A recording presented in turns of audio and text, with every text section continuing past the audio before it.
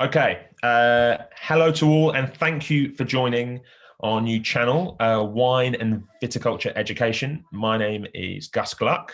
I'm a London-based wine bar founder and professional taster. And I'm Dr. Dylan Grigg, Australian viticulturist.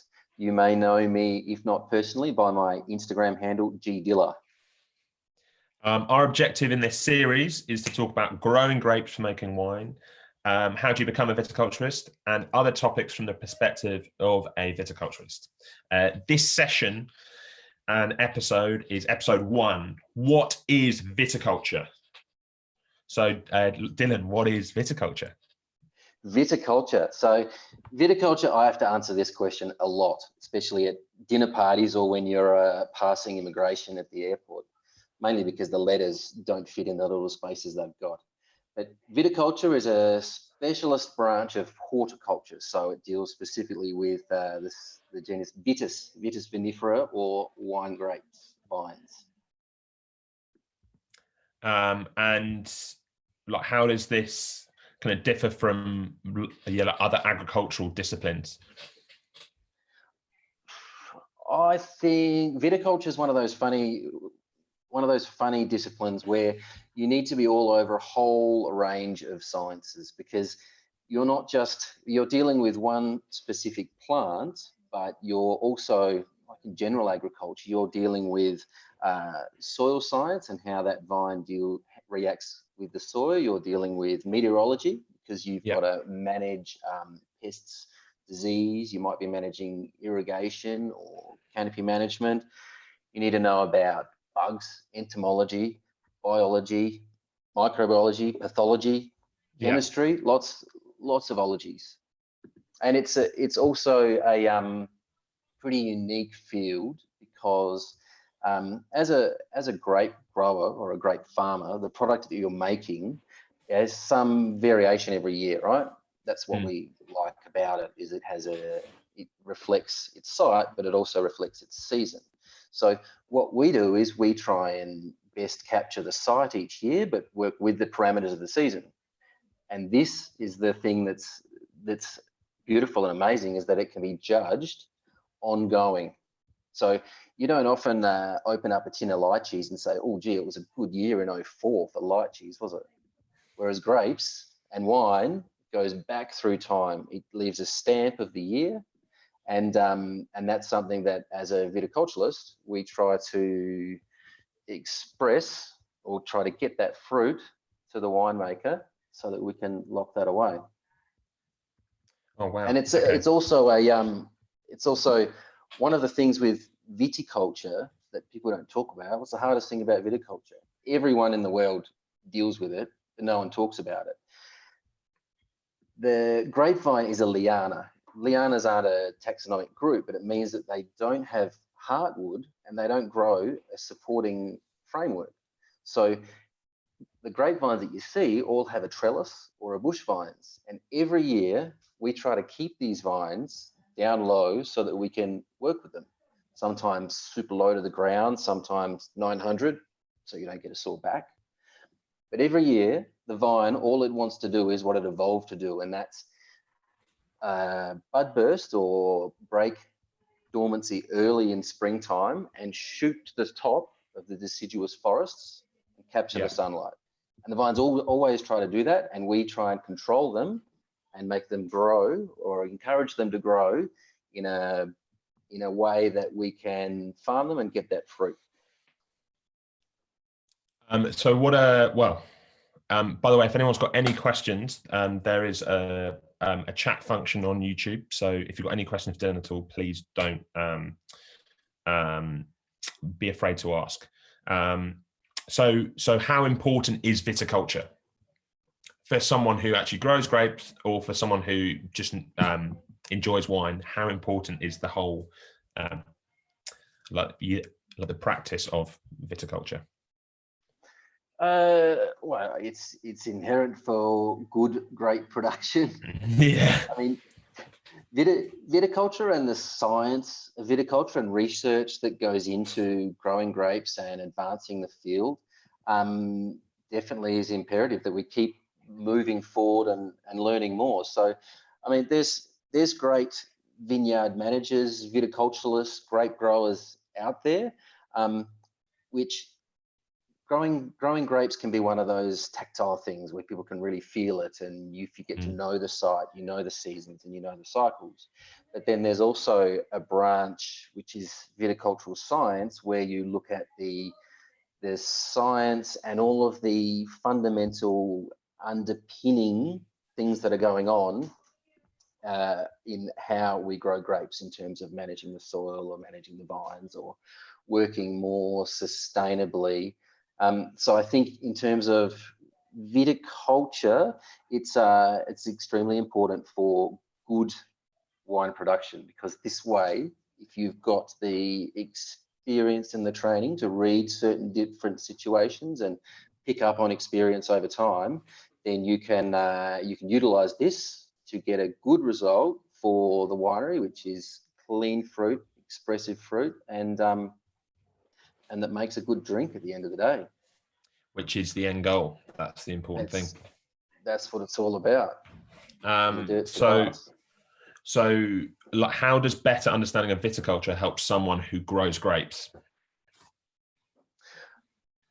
I guess you could say understanding viticulture, or any part of it. You can go out. Anyone can prune a vine, for example. They're pretty tough to kill. I mean, they're classed as a noxious weed in some places because they just keep growing.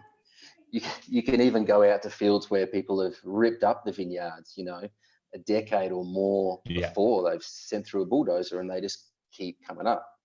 So the vine will keep growing, but if we want to guide the vine to produce the fruit that's ideal for winemaking and express that site, then you need a bit more knowledge and understanding.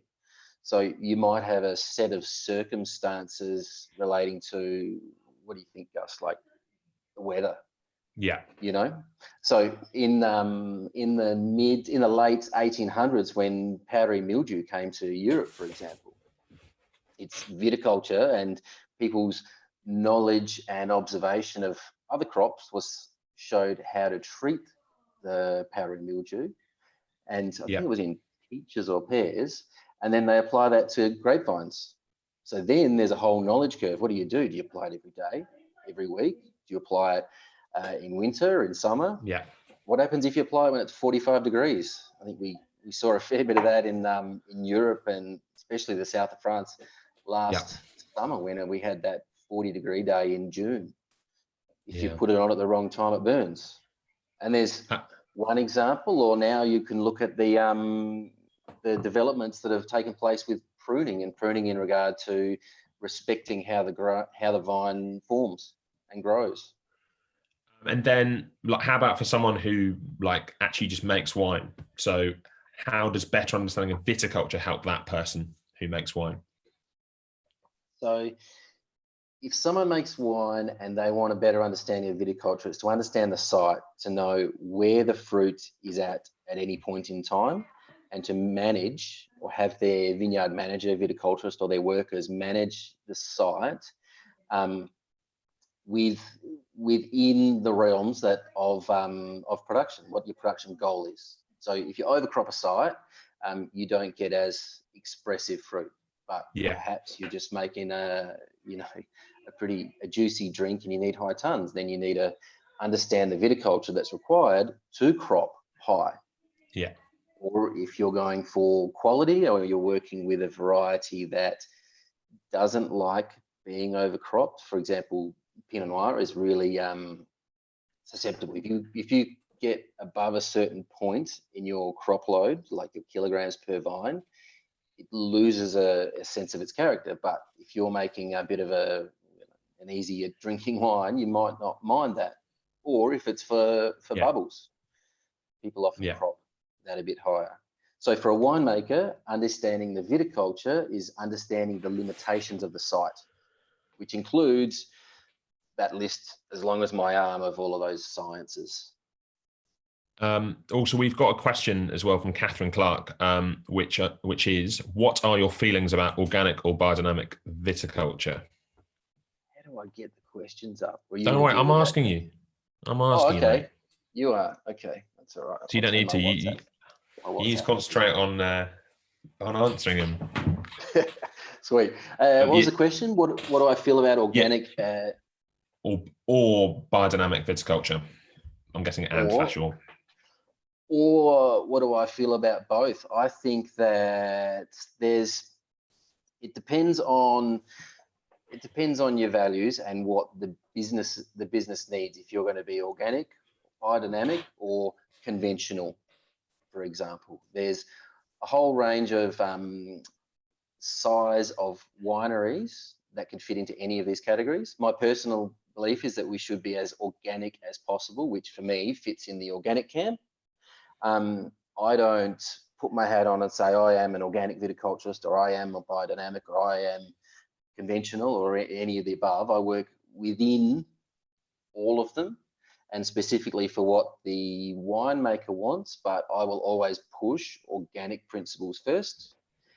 With respect to biodynamic principles, being having a PhD in Viti science, I look at the field of biodynamics as being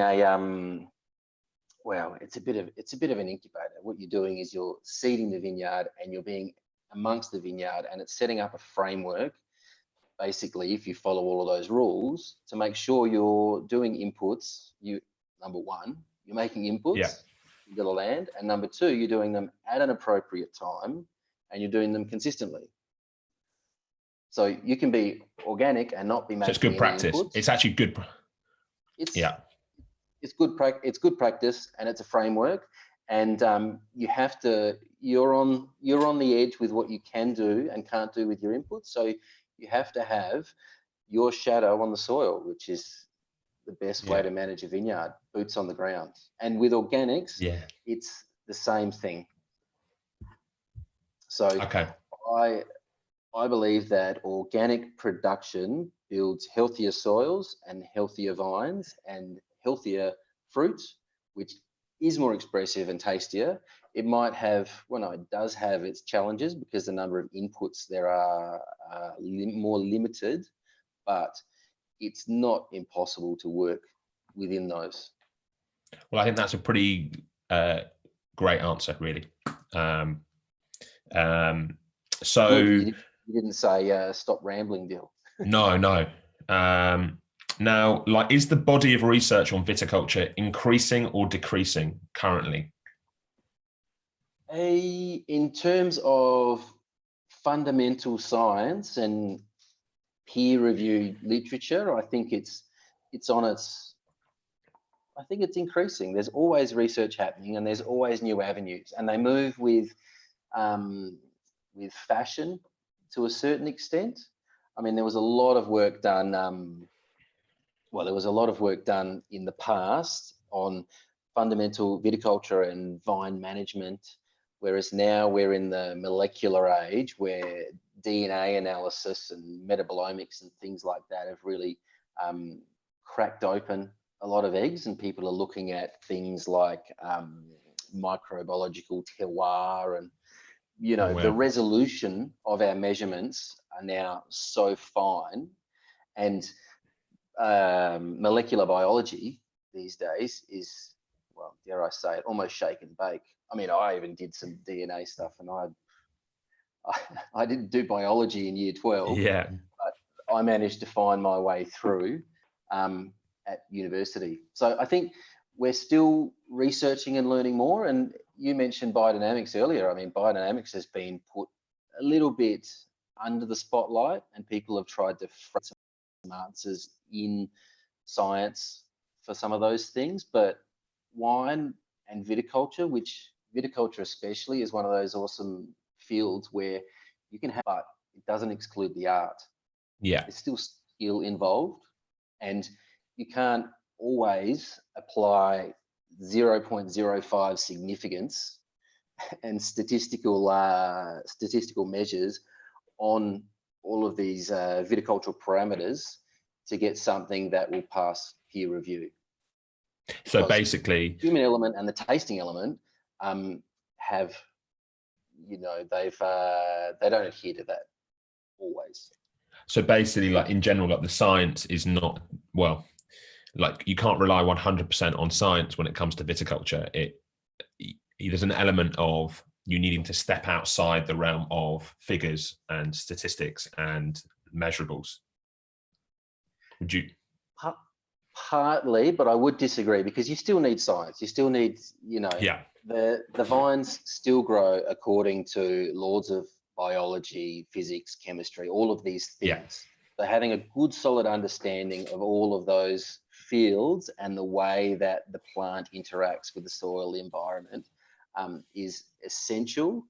But when it comes to making management decisions, there's always, the scientifically proven methodology where Yeah. someone's tested a certain input, but every vineyard's different, and the way that the vine is the mediator between the soil and its environment, and the way it reacts is different. So you need to have that flexibility, but no, you need a very solid underlying understanding of the science. Yeah. And there's still incredible value coming out of the science and out of research, with trends and with fashion. I mean, right now, looking at a lot of the work that's going involved with undervine cover cropping, which is a new field, and managing our soils for longevity and true sustainability, cover cropping, putting nutrients back in so we're not having to apply synthetic fertilizers, so using composts and things like that. I think there's a lot of positive that comes out of that without going into the full-on chemical science, flavor chemistry and things like that. So quickly, like, how has the role of a viticulturist changed over the past 30 years? I think they spend a lot more time looking at their phone. I mean, in the past, I'm not sure. I guess with one thing, if we go back to organic and conventional viticulture, I work mainly with organic viticulture, which is like applying a sunscreen. You put things on, but nothing goes into the plant. Like in conventional viticulture, you can put on a systemic treatment.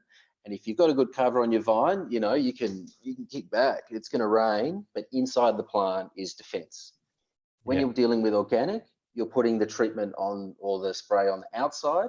So you think, okay, great, job's done. The vine grows, the leaf gets bigger, the sprayed droplets have less cover, then it rains. And you lose a certain amount of cover or protection for every millimeter of rain that falls over a certain time. So you're sitting there watching the phone or watching the weather and trying to figure out when you're going to make your next application to keep your crop clean. So I think in that regard, moving away from conventional, I mean, there's been organic viticulturists for a long, long time, but it's certainly swinging away a little bit from conventional in the circle that I'm working with anyway. So the viticulturalist's job is then to watch the weather and make sure that the canopies and the fruit and everything is protected and under control. And it's also to guide the management of the soil and the vines to last as long as possible. Because we've learned some pretty valuable lessons in the last 20 to 30 years about pruning and permanent cordons, or wrapping cordons really tight and just blindly two-bud spur pruning. And now we're seeing a lot of wood disease and dying arms, and a reduction in the production you can get off a linear meter of vineyard. So having an understanding of these things is pretty awesome to see people that have been pruning vines for 20 years or 30 years to see a new methodology and go, wow, holy crap, wow, I didn't really quite, we never thought of that, like relearning and going, you've broken it down and you explain it. If you can explain it well, they can look at it and go, yeah, you're right. Not everyone gets it, but most people do. So there's one progression in how viticulture's changed. It's sustainability instead of being a buzzword, through sustainability without having to put too many inputs or synthetic inputs back in. It's about trying to end the year with a similar level of health in your soil and plants as you started the year, if not more. Yeah. Also, if anyone's got any questions, again, please do fire them out. Dylan is more than prepared for them. Making it up as I go. So what about the main benefits for someone who grows grapes or make wine to get you involved into their business and to their life? Like what benefit do they really garnish from that?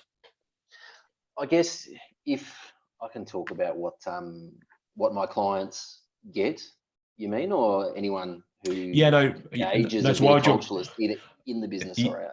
Yeah, like in general. So I mean, so what do your clients like? Why are they getting you involved? For what specific roles, or what end game do they need that you offer? Yeah. So from I guess if I think about it as a freelance viticulturalist, you offer a similar suite of experience and knowledge as a full-time viti.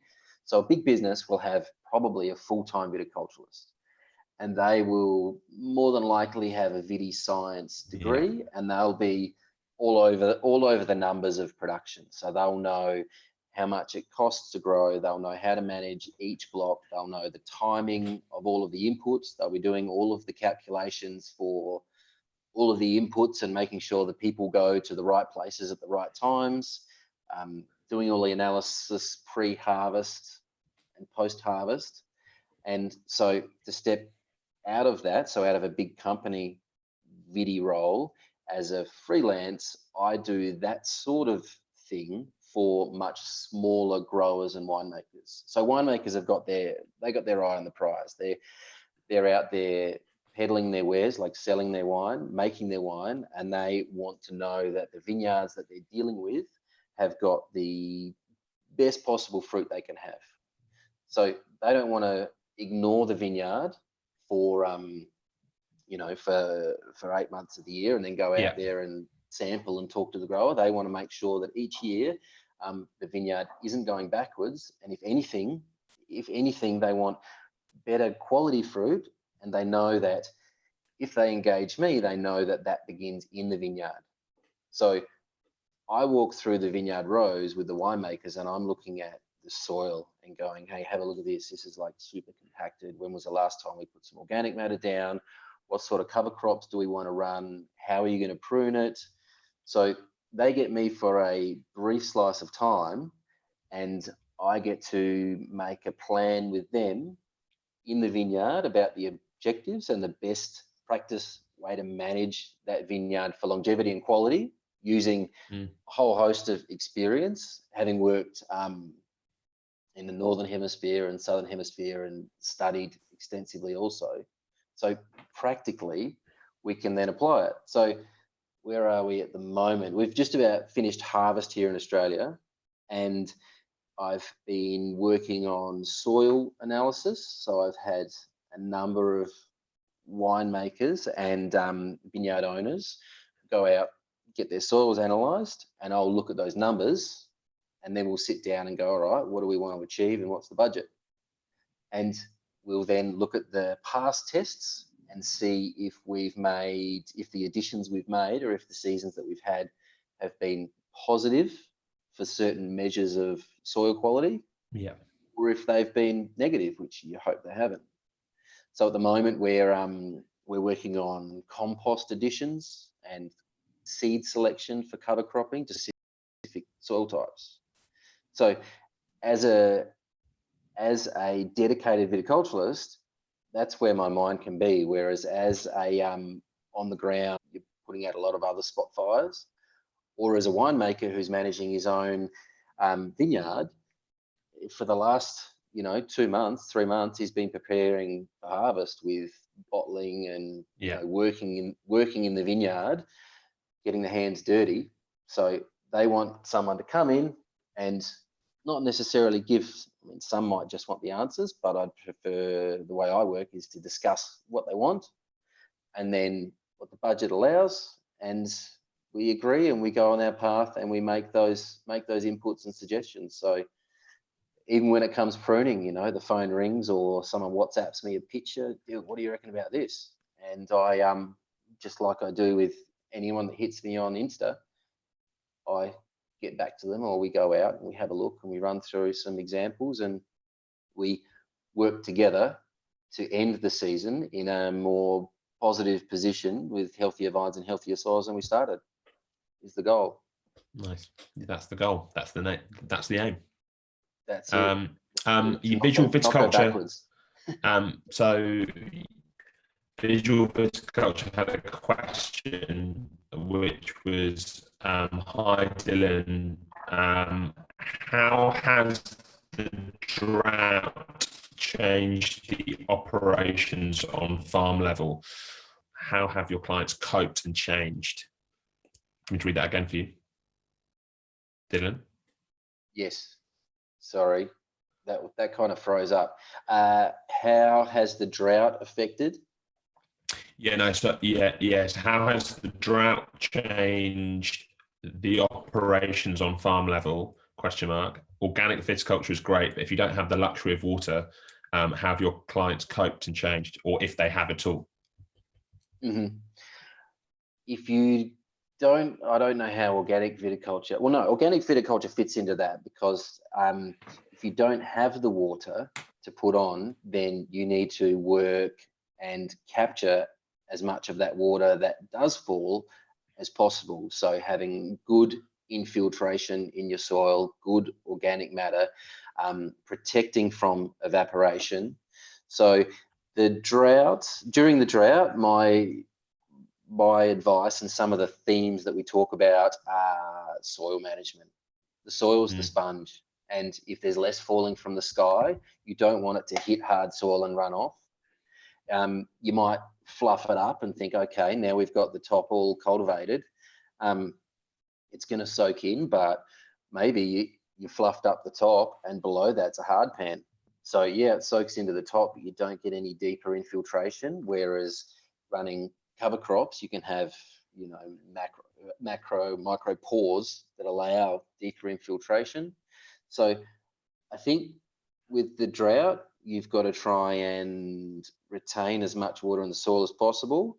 Maybe limit your bud number so that the vines aren't putting out as many leaves, because the more leaves you've got, they're of course where the water exits.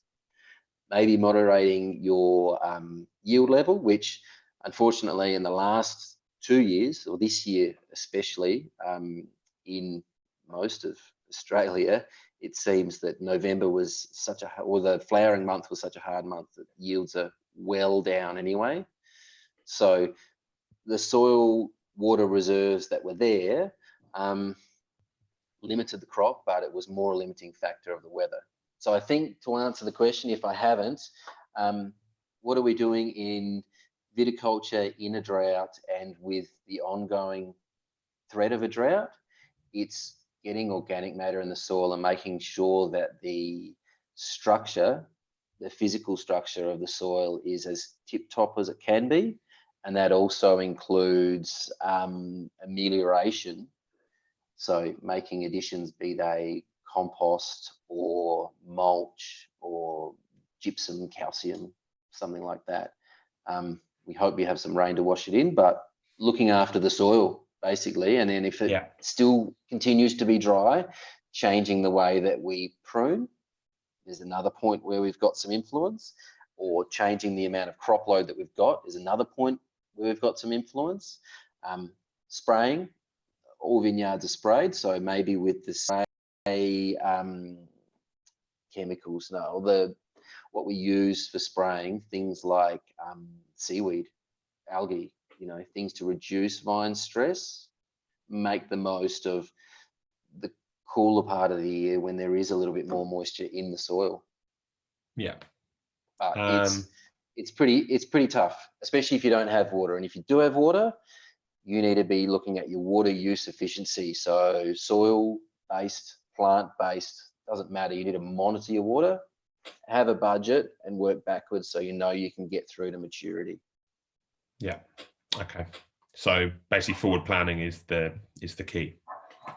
Yeah, you got to be proactive in the medium longer term. So trying to set yourself up and trying to build a resilient vineyard if you can, if you're in that situation, and you've got to be reactive on the monthly or the seasonal scale to change if the rain comes or if the rain continues not to fall. Because there's no point having. Oh, go on. No, go. You go on. I was just going to say, there's no point having 40 buds a meter and 40 shoots, 200 millimeters long with a bunch on each, because you're going to spread all of the vine's resources and all of the water it's got available across that little canopy, little exposed bunches, and it's not terribly good for making wine. So you might be better off going, right, it's dry as hell.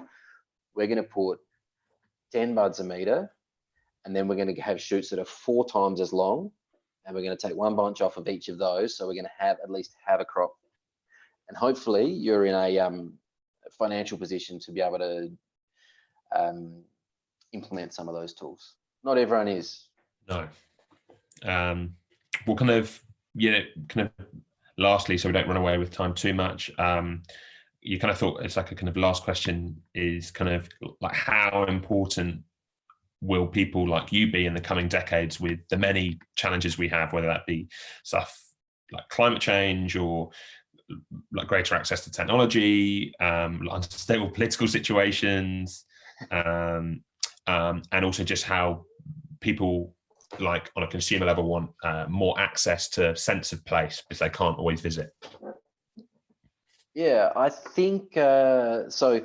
The future of viticulture, almost. Yeah, the future of viticulture.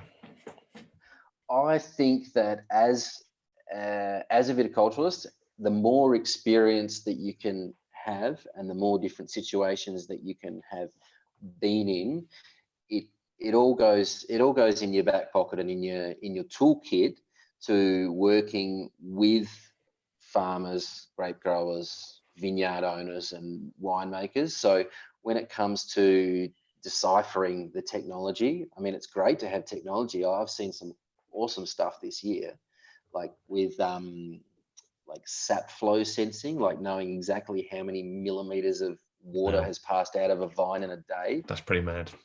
It's wild, but it's not always there. There's not always a clear line where the application of that can be put into the field. So boots on the ground, So as a viticultural scientist and as a viticulturist, practicing these things and reading and understanding the nuts and bolts behind some of these physical processes, be they in the vine, be they the way a pest might be changing its life cycle due to climate change. Sometimes we're seeing multiple generations of pests building up because winters aren't cold enough to kill them off. Yeah. Or summers are warmer, so they're really at the gym working out. Understanding how these things fit into viticulture and then translating that so that growers can understand it and we can apply it in the field is, I think, going to be even more important, because now it's easy to get loads of data, loads of information and really technical information.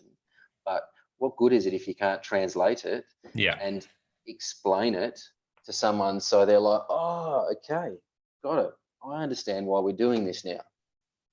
I mean, it's all well and good to go, look at my exponential curve of your downy mildew, which we've seen enough of those exponential technical things, and explaining them in a way that's understandable and digestible. Hopefully.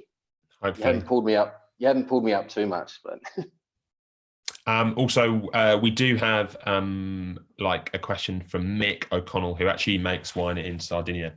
What are Dylan's top challenges in terms of pest and diseases over the last few vintages in terms of financial impact? So what are the top challenges in terms of pest and diseases over the last few vintages in terms of financial impact? Okay, I think it's going to be the top ones that have been on the top of the list since the late 1800s. Powdery mildew, and downy mildew. And what has made those two things a challenge in the various growing regions and parts of the world where I've worked is our treatments, just quickly, our treatments for powdery mildew, if we're in this climate, this changing climate where we've got higher humidity or we've got higher peak temperatures or it's hotter, we've got more risk of burning the vines with what we put on. So the management using sulfur as a tool has been a challenge, like trying to find that window. You know the disease is growing, you know there's some sporulation and there's some disease in the canopy, but your forecast is for like a week of 42-degree days. What do you do?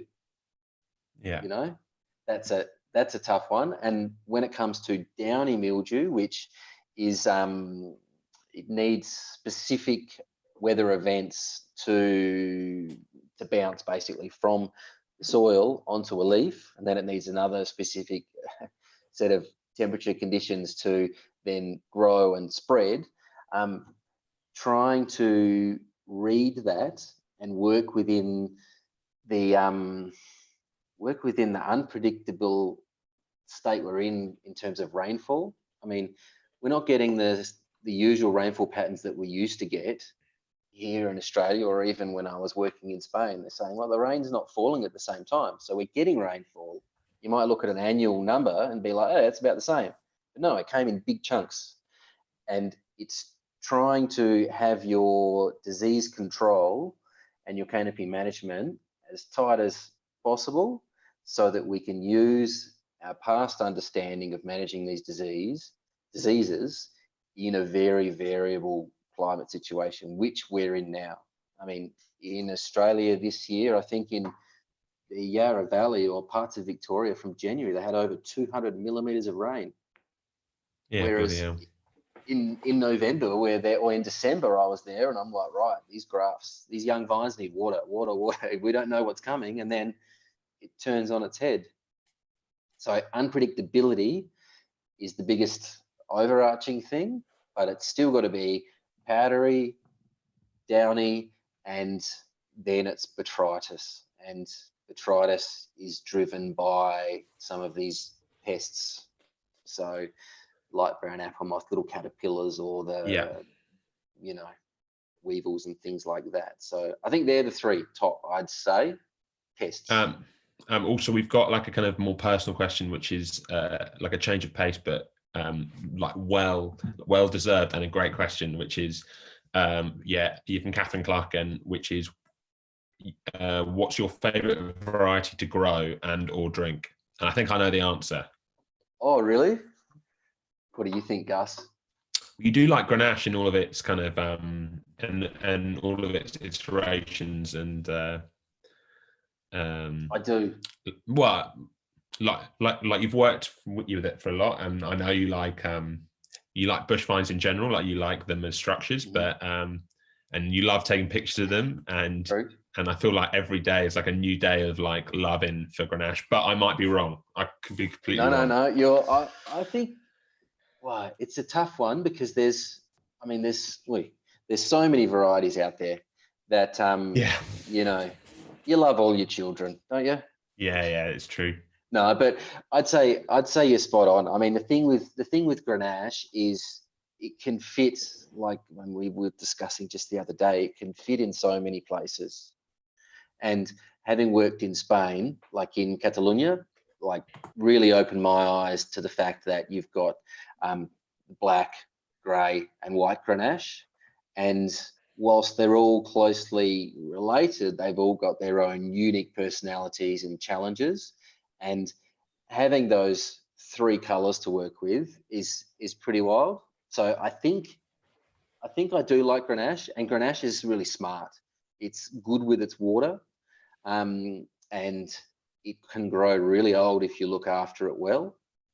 And it doesn't stress out. It can teach us something. You know, I mean, Shiraz is like a puppy. It'll run all day and then forget that it didn't have a drink and fall over. Yeah. Whereas, in life, it's not, it's more of a marathon than a sprint. And Grenache is always just like, just keeps moving. It'll be a super cranking hot day, and you look at some Merlots or Chardonnays or Shiraz, and they're folded over and looking a bit there, Grenache. Come at me, you know. So I think you're right, Gus. I'd say Grenache, but I'd also say, having worked so long in the Yarra Valley, I learned an absolute mountain working with Mac Forbes in the Yarra and working with Pinot in particular. It's a love-hate relationship. It's awesome to work with. Never get it right. Yeah. It too often kicks you in the ass, but you come back next year all the same. It keeps you wanting more. It treats you mean, keeps you keen. Yeah, exactly. So I think instead of some of the quirky ones on the side, I'd say Grenache, good question, and followed by Pinot. Well, and I think that's probably enough for today. People can watch this video, and we'll have another one on Thursday. It'll follow a long line of lots of different subjects, which we've been coming up with, both of us.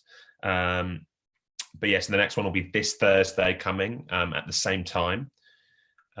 This was what WTF is Viticulture. What will the next one be, Dylan? I think the next one will be a bit of a wrap up of vintage 2020. 2020. While we're thinking of it and finishing it. And we should throw it out there too. If someone's got a theme, we can run with it. Yeah, please do let us know. Yeah, please do let us know. And you can message Dylan on his Instagram, which is on this. If you've got any other questions, or myself for any other themes, and we can get that sorted for you. But thank you. I was Gus Gluck. And I'm still Dylan Grigg. So thank you. Perfect. Thank you very much, guys. Bye-bye. Cheers.